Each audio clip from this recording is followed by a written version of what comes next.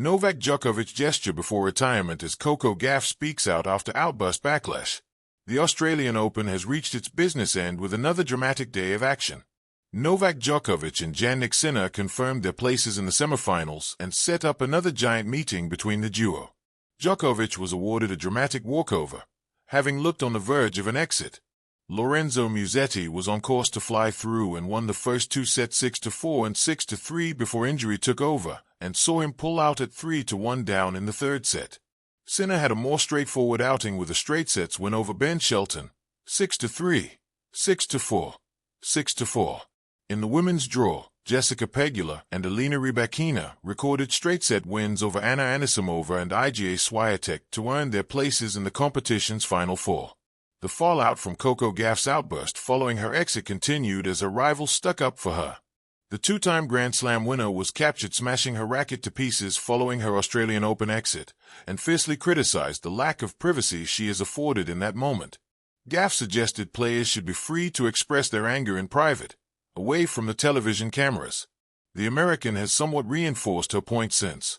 Posting on X, she said, "Living and learning, but still will keep trying to move forward. Also, I'm a real person with real feelings. I care a lot and am trying my best. Thank you to those who understand that." GAUFF, Iga Swiatek, and Amanda Anisimova have all called out the number of cameras and behind-the-scenes areas. They claim the locker room is the only place where they are not being recorded.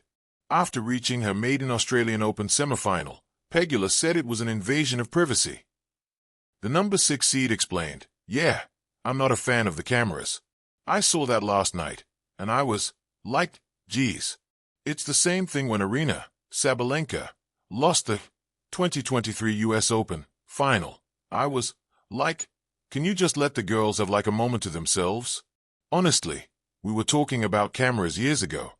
I remember when Maddie Keys, her number one priority on player council was, we have to stop with these cameras. This is crazy. I think they ended up putting up signs so people knew there were cameras, but this year it feels even worse. I mean, I see. Like, I'll be in the gym, and there's video of me, like, walking into the site.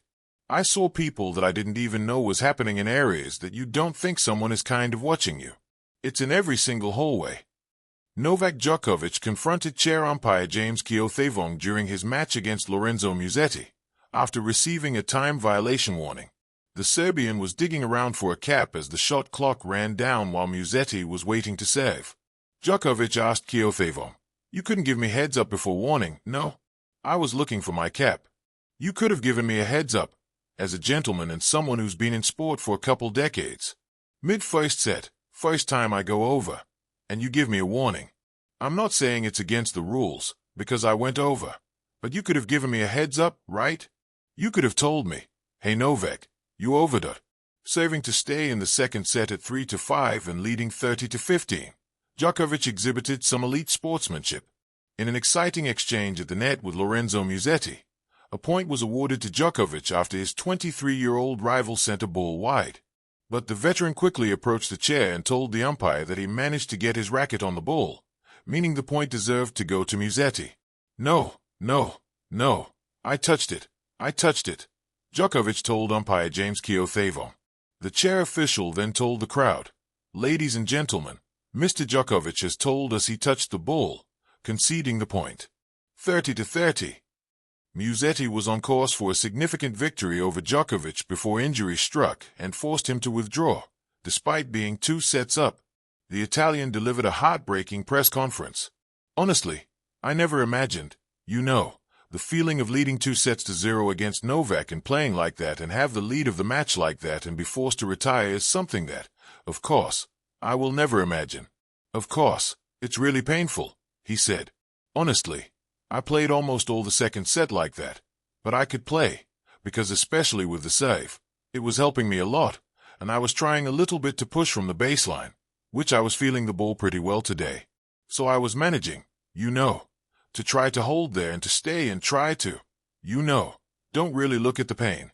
But then afterwards, as I said, the first question, when I sit down for 3 minutes and I kind of, not relax, but kind of stayed longer in the weight position, the pain immediately started to increase. Musetti picked up a similar injury when he retired in the French Open semifinal against Carlos Alcaraz last year. In the era of global sport, competitors are more than athletes. They are household names, social media personalities, and cultural icons. Every gesture, word, and expression can echo far beyond a tennis court, amplified by cameras, commentators, and billions of viewers worldwide. This reality was thrust into the spotlight during the 2026 Australian Open, where two of tennis's brightest stars, Novak Djokovic and COCO GAUFF, became inadvertent central figures in a broader conversation about privacy, pressure, and the human side of competition. Left-pointing magnifying glass, a moment of class in Aussie summer. At the Australian Open, Djokovic advanced to the semifinals after his opponent, Italy's Lorenzo Musetti, retired injured while leading the match, giving Djokovic an unexpected lifeline in a contest he had been losing. In the aftermath, he posted a succinct message on social media expressing sympathy for Musetti's situation. "I was on my way home. Heal well, my friend." Simple in words but profound in tone, this gesture stands out in an era where triumph can overshadow compassion. It reminded fans and critics alike that even at the peak of elite sport, sportsmanship and mutual respect remain potent forces, especially when victory comes not through domination, but through an opponent's misfortune. Djokovic's acknowledgement of Musetti's quality and his well-wishes were widely praised as a classy, empathetic moment. It was also a reminder of Djokovic's long career. The Serbian has been both celebrated and critiqued over more than 2 decades, yet moments like this gesture have consistently shown a human side beyond his championship totals. Camera with flash. COCO GAUFF's outburst, emotion caught on camera. Shortly before this Djokovic moment, COCO GAUFF experienced one of the most publicized emotional reactions of the tournament.